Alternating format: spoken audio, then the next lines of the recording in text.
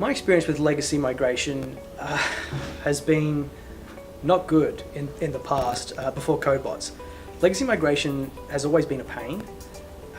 It's a difficult nut to crack. It's hard to do it well, but if you can do it well, it produces some amazing benefits for your business.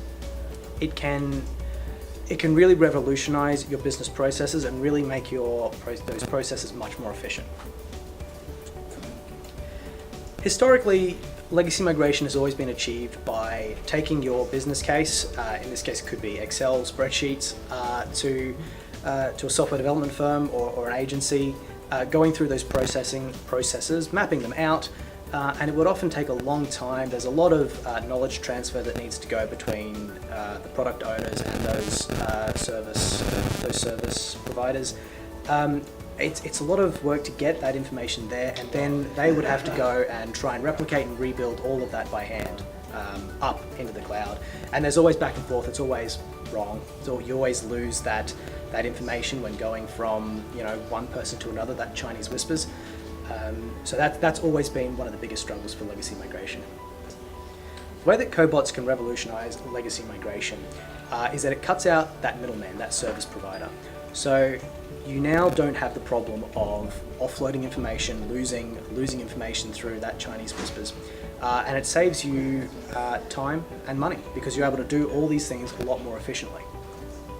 Codebots achieves legacy migration through reverse engineering your legacy artifacts, be they relational databases, spreadsheets, etc. Essentially the way it works is the bot will interpret those legacy artifacts and from there build out a schematic diagram. And this schematic diagram is built into code, and that code produces your web application. It has your API and all that sort of thing, and all your data is then brought into the new web application. In the future, I see the Codebots legacy migration expanding its capability around the legacy artifacts that it can handle. It may be that you could point it to a legacy database that you've got, and you could reverse engineer more and more and more. As it stands, Codebots is fantastic at relatively simple, basic legacy systems.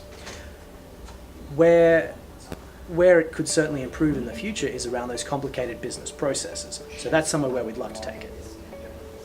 Traditionally, if you wanted to take something like a spreadsheet and turn that into web application, you would have to engage some sort of third-party software development or service provider, and they would take it away. You'd go back and forth. It'd be a long process to try and get that up into a web app.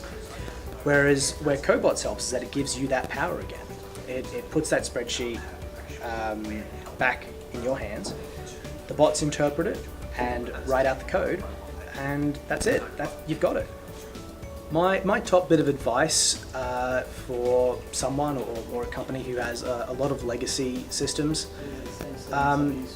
would be absolutely get them up in the cloud. It centralizes things. It's much more scalable. A lot of these legacy systems, especially desktop-based applications, they're limited to the resources on a local server that's collecting dust under someone's desk. And of course, someone accidentally kicks it. Yeah, no, you're looking for a bad time. Get that up in the cloud. You can scale that up. You can white box it, resell it if you want. There's so many benefits, and it's available from everywhere: desktop, mobile, anywhere in the world. So why wouldn't you? My top tip for doing a legacy migration into the cloud would be to use Codebots. Codebots is a fantastic technology that can help you get from your legacy application to be up in the cloud. My top don't around cloud is don't think that you can just do it yourself and it's all good. Codebots excels at what it does because it's being trained by professional human developers. The bots have been trained to write secure, fast code. If you do it yourself, you can run into a lot of troubles around that. My top tips for planning a legacy migration would be don't bite off more than you can chew. Break it down into little microservices. Replace little bits one by one. Yes, that can add a little bit of overhead compared to if you were to just do the whole lot at once. But trying to bite off all that much, you're going to come across a lot of problems, and if one thing goes wrong, the whole thing goes wrong. Break it down, little pieces. You can tackle one little bit at a time, and eventually, over time, you've actually you've migrated your whole system over to the cloud. If someone's never heard of legacy cloud migration before, the way I would explain it would be to provide an example of some common applications. If we take QuickBooks, which is a very common accounting package, that's based on someone's local computer.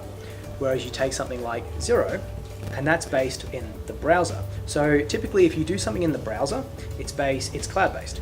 If you do it on the desktop, you start it from your start menu, it's typically a legacy desktop-based system. And that's the biggest difference, and that's probably the easiest way to distinguish between the two. A lot of people get concerned in cloud migration around security. I know a lot of people who I've had big conversations with around security. They're worried that their data is out in some random place on the internet, anyone can access it. I'd like to put that to rest because while that data does exist in potentially different places of the world, it is very much secure. It's locked down through encryption. Everything is encrypted from endpoint to endpoint. No one can access that data except the people that are supposed to be able to access it. So that's a common misconception that I like clearing up.